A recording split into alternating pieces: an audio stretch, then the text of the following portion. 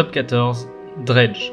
Et oh mon dieu, quel jeu! Je crois qu'à partir de maintenant, tous les jeux que je vais vous présenter, de toute manière, je vous les conseille parce qu'ils seront tous exceptionnels. Je vous le dis, voilà, ils seront tous exceptionnels. Dredge, qu'est-ce que c'est? C'est un petit jeu dans lequel vous êtes un marin pêcheur qui doit tout simplement gagner sa vie en pêchant des poissons. Rien de plus ordinaire, sauf que le monde de Dredge, c'est un monde un petit peu, même beaucoup, Lovecraftien, avec toutes sortes de créatures innommables qui attendent tapis dans l'ombre. Dredge est trop fort. La mécanique de gameplay est toute simple, hein, on se balade sur notre bateau et on pêche des poissons, sauf que dès que la nuit tombe, on ne sait pas ce qui va se passer, mais le jeu sait très bien faire une chose, nous dire que ça va pas bien se passer. Et ce qui est très fort avec Dredge, c'est qu'il fonctionne beaucoup sur la peur de l'inconnu. On ne sait pas ce qui va nous attaquer, on ne sait pas ce qui nous attend, et c'est ça le plus terrifiant. Mais ce qui est sa force, et aussi sa faiblesse, puisque une fois qu'on connaît la menace, une fois qu'on sait à quoi elle ressemble, une fois qu'on sait ce qu'elle fait, et bah tout de suite la menace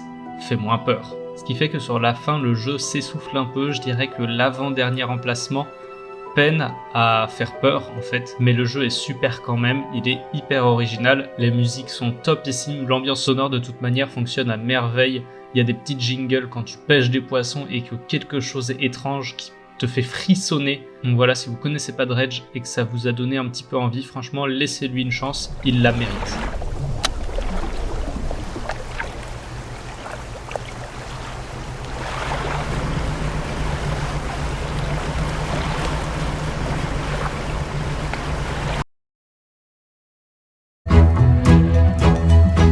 Top 14, La venue de l'avenir. On change totalement d'ambiance avec ce film, c'est un très beau film, il est hyper poétique, c'est l'histoire de plein de gens qui vont être réunis parce qu'un domicile qui appartenait à une ancêtre qu'ils ont tous en commun doit être rasé pour construire un nouveau supermarché et du coup il faut l'accord de tous ces gens. On va donc suivre le récit en parallèle de toute la famille étendue dans le présent et de cette dame qui a vécu à la fin des années 1800. Il y a plein de thématiques dedans, mais la principale c'est celle de la famille évidemment. Qu'est-ce que ça veut dire d'avoir une famille? Quels sont les bons et les mauvais points? Comment on peut avoir sa propre identité au sein de sa famille? Et c'est très touchant. Le film fait un peu doudou parce que il va jamais dans trop le dramatique, trop les problèmes. Il aborde surtout les points positifs, mais ça fait plaisir et ça fait du bien parfois aussi d'avoir de la positivité. On le ressent aussi parfois comme un poème ou comme un tableau ou même comme une pièce de théâtre un peu. Il a ces petites touches de poésie qui viennent le ponctuer. La musique aide vachement aussi à ça, elle accompagne tout le récit et elle est assez entêtante. Et au final c'est une super histoire. Il y a quelques choix que j'aime pas dedans qui m'ont un peu sorti du film pendant que je le regardais, notamment